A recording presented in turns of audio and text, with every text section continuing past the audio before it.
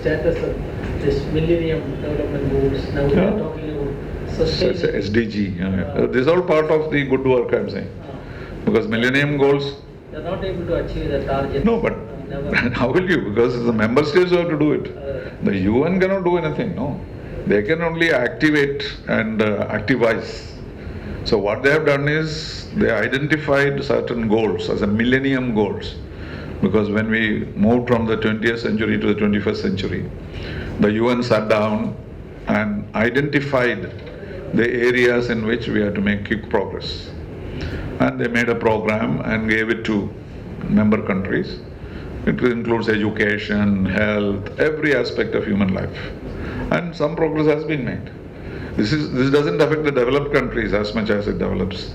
So developed countries has to give resources to the developing countries.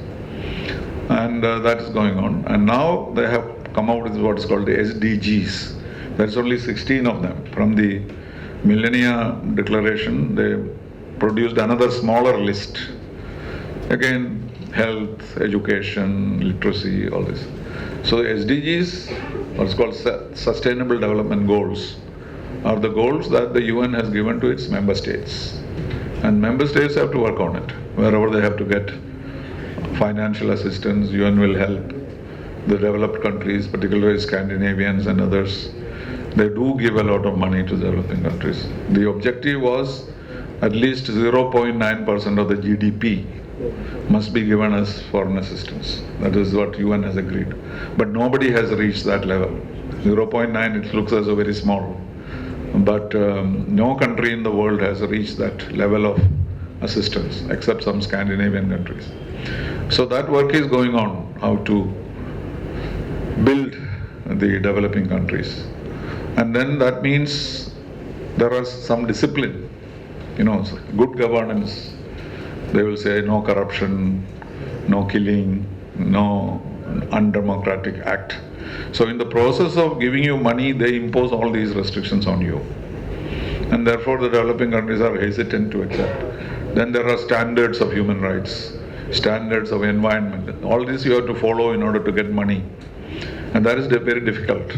They will say, you did not have election somewhere or some such excuse they give in order to deny this.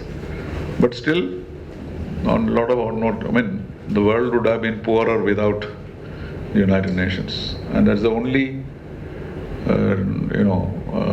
body which contains all the member states. And lastly, about the Security Council, whether India can become a permanent member. There are so many proposals. The most important proposal is to add 5 permanent members. Now already 5. So expand the membership to 25. This is our proposal, India's proposal. That India, Germany, Japan, Brazil and Nigeria. That is major countries of the world which are not on the Security Council. The only developing country in the Security Council as permanent member is China. So our argument is that there must be more developing countries. So from Asia, Japan and India, from Latin America, Brazil, and from Africa, Nigeria and Egypt, one of them, or South Africa. There are too many candidates there. But from Asia, there is an understanding that if it is increased, it will be Japan and India. But nobody is supporting us. This is just a talk. India's support to come into the Security Council is strongly opposed by China. Yes, so many people. It is not the point is we blame the permanent members. They are not agreeing. But how about the wider membership? If you want to make a change, you need 2/3 majority of the General Assembly. You can't get that. Because most members of the General Assembly believe that this veto should be abolished. There should be no permanent members. That is the attitude. Then we are going and saying, but we also make us also permanent members. I will not accept. 2/3 majority means 135 votes you need.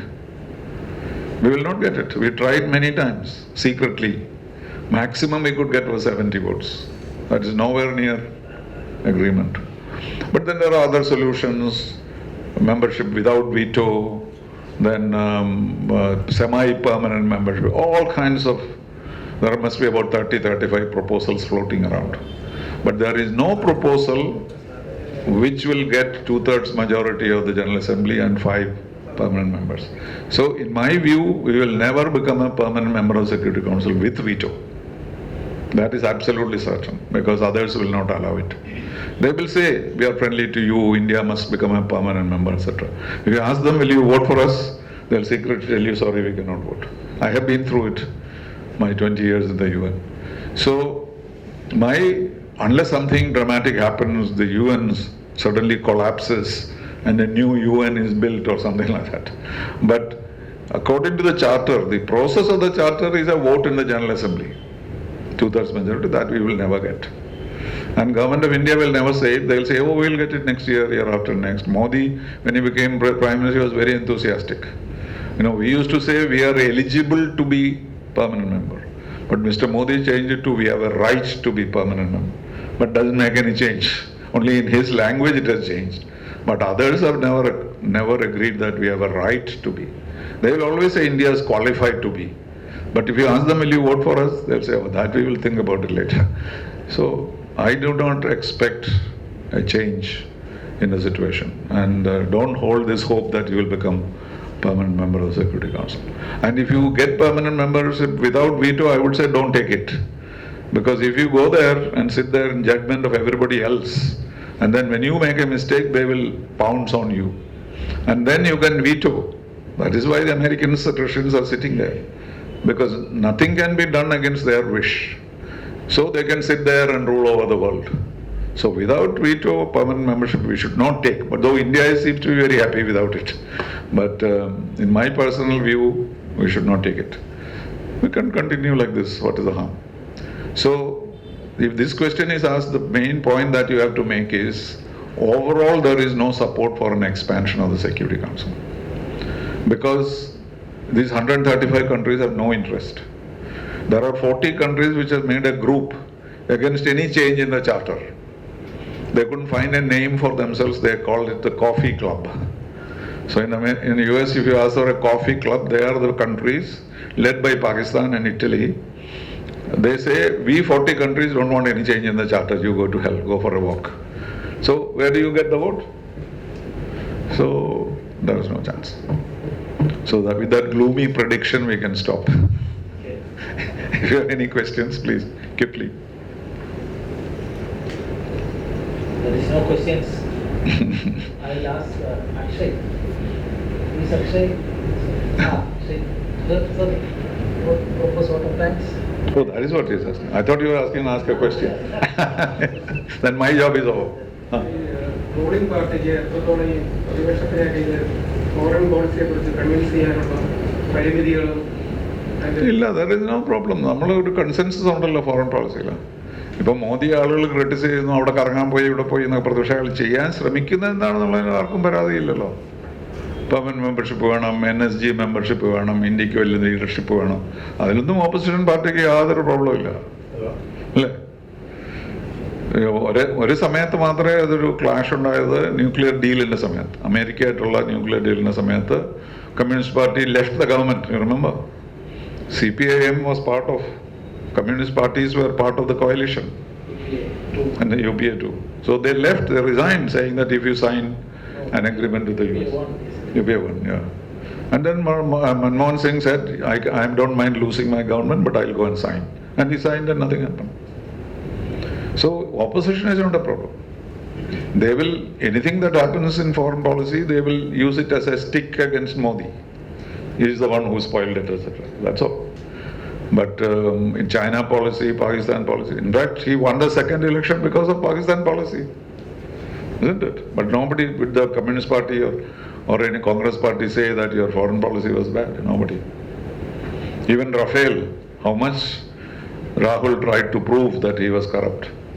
But the Supreme Court saved him, saying that there was no corruption. So, foreign policy is not a big issue in India between the parties. Okay, so best of luck.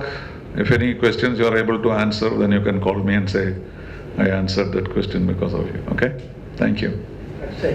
Okay.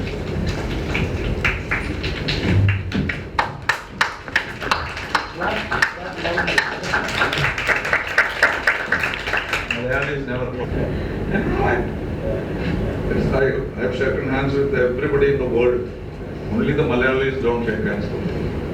And anything happens, if I tell you a joke, you will not laugh. Malayalis never laugh. They think, this one is going to make me laugh. Right? So it's a kind of pride for you that you cannot be made. But anybody else, you go to Punjab and make the same joke, 2,000 people will clap. They will jump with joy. Because we are all very conscious of ourselves now. Our importance. അത് നമുക്ക് മാത്രമുള്ള ഒരു സ്വഭാവമാണ്. Okay, muscle പിടിക്കാതെ. വേദിയിലെ ഏറ്റവും പ്രധാനപ്പെട്ട സാന്നിധ്യം ശ്രീ ടി.പി. ശ്രീനിവാസൻ അവർകൾ, യൂണിവേഴ്സൽ എഡ്യൂടെക് ക്യാമ്പസിൻ്റെ ചെയർമാൻ ശ്രീ ഭാസി അവർകൾ, മറ്റ് ഈ പരിപാടിയുടെ പിന്നണിയിലും മുന്നണിയിലും പ്രവർത്തിച്ച എല്ലാ സംഘാടകരെ, പ്രിയ സഹോദരങ്ങളെ, വളരെയധികം സന്തോഷം ഈ ഒരു പരിപാടിയുടെ ഭാഗമാകാൻ സാധിച്ചതിൽ. നിർഭാഗ്യവശാലോ ഭാഗ്യവശാലോ തിരുവനന്തപുരത്ത് പരീക്ഷാ പരിശീലന കേന്ദ്രങ്ങൾ കുറവല്ല. തീർച്ചയായിട്ടും അത് വിദ്യാർത്ഥിയുടെയും ഉദ്യോഗാർത്ഥിയുടെയും നന്മയ്ക്കാണോ തിന്മയ്ക്കാണോ ഉതകുന്നത് എന്നത് നമ്മൾ തീരുമാനിക്കേണ്ട കാര്യങ്ങളാണ്. പക്ഷെ എനിക്ക് തോന്നുന്നു മറ്റ് പരിശീലന കേന്ദ്രങ്ങളെ അപേക്ഷിച്ച്, അല്ലെങ്കിൽ മറ്റ് പരീക്ഷാ പരിശീലന കേന്ദ്രങ്ങളെ അപേക്ഷിച്ച് ഈ ഒരു പ്രസ്ഥാനത്തെ വേറിട്ടതാക്കുന്നത് വ്യക്തിപ്രഭാവമുള്ള വളരെ എമിനന്റ് ആയിട്ടുള്ള വ്യക്തിത്വങ്ങളെ വിദ്യാർത്ഥികൾക്ക് മുന്നിൽ അല്ലെങ്കിൽ ഉദ്യോഗാർത്ഥികൾക്ക് മുന്നിൽ പ്രദർശിപ്പിക്കുന്നു. അവരുടെ വിജ്ഞാനവും അവരുടെ അറിവും അവരുടെ വിൽപ്പത്തിയും എല്ലാം നമ്മൾക്ക് വേണ്ടി പകർന്ന് നൽകുവാൻ സാധിക്കുന്നു എന്നുള്ളതാണ്. അത് ഏറ്റവും നന്മയുള്ള ഒരംശമാണ് ഈ പ്രസ്ഥാനത്തെ സംബന്ധിച്ച്. അതുകൊണ്ട് തന്നെ ഈ ഒരു പ്രസ്ഥാനം ഉത്തരോത്തരം ഉത്കർഷേച്ഛയോടെ വളരെ ശക്തമായ രീതിയിൽ വരും കാലയളവുകളിൽ വിദ്യാർത്ഥികളിലേക്കും സമൂഹത്തിലേക്കും ഇറങ്ങിച്ചെന്ന് പ്രവർത്തിക്കട്ടെ എന്ന് ആശംസിക്കുന്നു. ഞാൻ എൻ്റെ കർത്തവ്യത്തിലേക്ക് കടക്കുന്നു. എന്നൊരു പക്ഷേ നമ്മൾ എല്ലാവരും ഇവിടെ വളരെ സന്തോഷത്തോടെ, വളരെ എന്താ പറയുക, ആഗ്രഹത്തോടെ, ഒരുപക്ഷെ നമ്മൾക്ക് പരീക്ഷയെ സംബന്ധിച്ചുള്ള സംശയങ്ങളും അല്ലെങ്കിൽ പരീക്ഷയെ സംബന്ധിച്ച് നടത്തേണ്ടുന്ന സംശയ നിവാരണങ്ങൾക്കായി നമ്മൾ ഇവിടെ എത്തിച്ചേർന്നിരിക്കുന്നത് ഒരു വ്യക്തിത്വത്തിന്റെ ഒരു പ്രഭാവം കൊണ്ട് മാത്രമാണ് എന്ന് നിസ്സംശയം പറയാം. Doctor TP. ശ്രീനിവാസൻ അവർകൾ. അദ്ദേഹത്തെ കുറിച്ച് പറയുമ്പോൾ ഒരു 4-5 വർഷങ്ങൾക്ക് മുമ്പ് പെരുമ്പാവൂർ NSS ഹാളിൽ നടന്നൊരു പരിപാടിയിൽ ഞാൻ അദ്ദേഹത്തെ നേരിട്ട് കാണുകയും സംസാരിക്കുകയുണ്ടായി. അദ്ദേഹത്തിന് ഒരുപക്ഷെ അതൊരു വളരെ ഇംപേഴ്സണൽ മൊമെന്റ് ആയിരിക്കാം, പക്ഷെ എന്നെ സംബന്ധിച്ച് വളരെയധികം സന്തോഷം തന്നൊരു അവസരമായിരുന്നു അത്. ആ ഒരു സന്ദർഭത്തെ ഞാനിപ്പോൾ ഓർമ്മിക്കുന്നു. അന്ന് അദ്ദേഹത്തിന്റെ സഹധർമ്മിണിയും കൂടിയാണ് വേദി പങ്കിട്ടത്. തീർച്ചയായിട്ടും അദ്ദേഹത്തെ പറ്റി ഞാൻ കൂടുതൽ പറയേണ്ടതില്ല, അദ്ദേഹത്തിന്റെ വിജ്ഞാനത്തെ പറ്റി കൂടുതൽ പറയേണ്ടതില്ല. വിദേശ വിചാരം എന്ന പരിപാടി ഒന്ന് മാത്രം കണ്ടാൽ മതി അദ്ദേഹം എത്രത്തോളം വിജ്ഞാനം ഉളവാക്കുന്ന, അല്ലെങ്കിൽ അദ്ദേഹം എത്രത്തോളമാണ് അദ്ദേഹത്തിന്റെ വിജ്ഞാനം നമ്മളിലേക്ക് സന്നിവേശിപ്പിക്കുന്നത് എന്ന് മനസ്സിലാക്കുവാൻ. തീർച്ചയായിട്ടും അദ്ദേഹത്തിന്റെ അറിവും അദ്ദേഹം നമ്മൾക്ക് നൽകുന്ന സംസ്കാരവും എല്ലാം ഉദ്യോഗാർത്ഥികൾക്കും സമൂഹത്തിനും രാഷ്ട്രത്തിനും വരും കാലയളവുകളിൽ ഫലപ്രദമായി വിനിയോഗിക്കാൻ സാധിക്കട്ടെ എന്ന് ഞാൻ ആശംസിക്കുന്നു. അദ്ദേഹത്തിന്റെ സജീവ സാന്നിധ്യത്തിന് സ്നേഹാദരങ്ങളും നന്ദിയും അർപ്പിക്കുന്നു. പിന്നീട് കൂടുതൽ പറയേണ്ടതില്ല.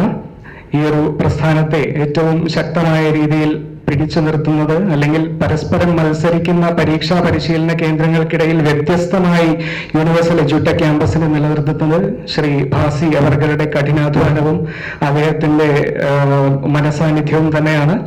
തീർച്ചയായിട്ടും ഞാൻ നേരത്തെ പറഞ്ഞതുപോലെ ഉത്തരോത്തരം വിജയങ്ങൾ കൈയടക്കി പിടിക്കുവാൻ, പടികൾ കയറുവാൻ ഈ ഒരു പ്രസ്ഥാനത്തിന് സാധിക്കട്ടെ.